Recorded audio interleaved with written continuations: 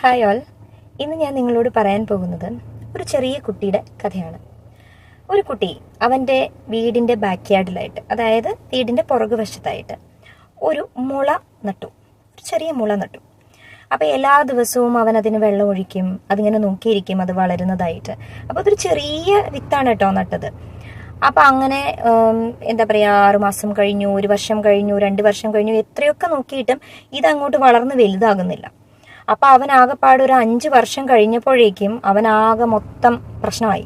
അവൻ പറഞ്ഞു, എന്ത് വൃത്തിയിട്ട മുളയാണ്, ഞാനിത് നട്ട് എല്ലാ ദിവസവും പരിപാലിച്ച് നോക്കിയിരുന്നിട്ടും ഇത് വളരുന്നില്ല. മറ്റേ കാട്ടിലുള്ള മുളകളൊക്കെ എത്ര പെട്ടെന്നാണ് വളരുന്നത്, ഞാൻ നട്ട മുള മാത്രം ശരിക്കും വളരുന്നില്ലല്ലോ എന്ന് പറഞ്ഞ് അവൻ അതിനെ പിഴുതു കളയാൻ നോക്കുമ്പോൾ ഇവന്റെ മുത്തശ്ശൻ പറഞ്ഞു, നീ കുറച്ച് സമയം കൂടെ ഒന്ന് കാത്തിരിക്കുക. എന്തായിരുന്നാലും നീ ഇത്രയും നാളും കാത്തിരുന്നില്ലേ, അപ്പൊ നീ കുറച്ച് സമയം കൂടെ നീ അതൊന്ന് കാത്തിരിക്കുക. കാരണം ഒരു മുള വളർന്ന് വലുതാകാൻ മിനിമം അത് ഒരു 5 വർഷത്തോളം എടുക്കും. ഈ 5 വർഷത്തിന് ശേഷമുള്ള അതിന്റെ വളർച്ച എന്ന് പറയുന്നത് വളരെ വേഗത്തിലായിരിക്കും. അത് പെട്ടെന്ന് വളരാൻ തുടങ്ങും. ഇനി അടുത്ത ഈ 5 വർഷം കഴിഞ്ഞുള്ള 6 മാസത്തിനുള്ളിൽ ആ മുള പെട്ടെന്ന് വളരുന്നത് നിനക്ക് കാണാം. അപ്പൊ ഈ കുട്ടി പറഞ്ഞു, അതെങ്ങനെ ശരിയാകും?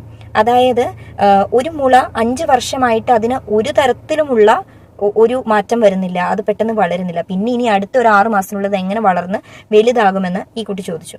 അപ്പോൾ അവന്റെ മുത്തശ്ശൻ പറഞ്ഞു, മുളയുടെ ഒരു പ്രകൃതം എങ്ങനെയാണെന്ന് വെച്ച് കഴിഞ്ഞാൽ അത് ആദ്യം വളരെ ഡീപ്പായിട്ട് അതിന്റെ റൂട്ടാണ് വളർന്ന് വലുതാകുന്നത്.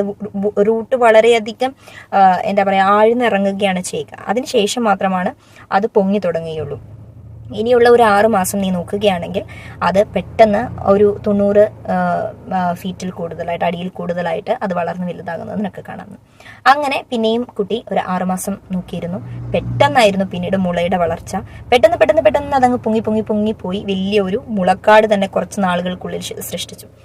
പലപ്പോഴും നമ്മുടെ ജീവിതത്തിന്റെ വിജയവും ഇതുപോലെ തന്നെയായിരിക്കും. നമുക്ക് ആദ്യം നമ്മൾ ചെയ്യുന്ന ഒരുപാട് കാര്യങ്ങൾ നമ്മൾ ചെയ്തിട്ടും അതിനൊന്നും ഒരു റിസൾട്ട് കിട്ടാതെ നമ്മൾ അങ്ങ് ഫെഡപ്പായി, ഓക്കെ മതി, ഞാൻ നിർത്തുകയാണ് എന്ന് തോന്നുന്ന ആ ഒരു നിമിഷമായിരിക്കാം ചിലപ്പോൾ, അല്ലെങ്കിൽ അതിന്റെ അടുത്ത നിമിഷമായിരിക്കാം ചിലപ്പോൾ നമ്മളെ തേടി ഒരു വലിയ സക്സസ് വരുന്നത്. അതുകൊണ്ട് എപ്പോഴും സക്സസ് എന്ന് പറയുന്നത് ഒരു യാത്രയുടെ അന്തിമമായ ഒരു ഘട്ടമല്ല, അതൊരു യാത്ര തന്നെയാണ് എന്ന് മനസ്സിലാക്കുക. Success is not finding your destination, it is all about the journey.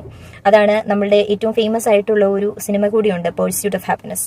അത് കണ്ടു നോക്കുമ്പോൾ നമുക്ക് ആ ഒരു പോസിറ്റീവ് സൈക്കോളജി മനസ്സിലാവും. സക്സസ് എപ്പോഴും ആ യാത്രയിൽ ഉണ്ടാകുന്ന നമ്മുടെ സന്തോഷം തന്നെയാണ്. സോ നല്ല ഒരു വിജയത്തിനായി കാത്തിരിക്കുക.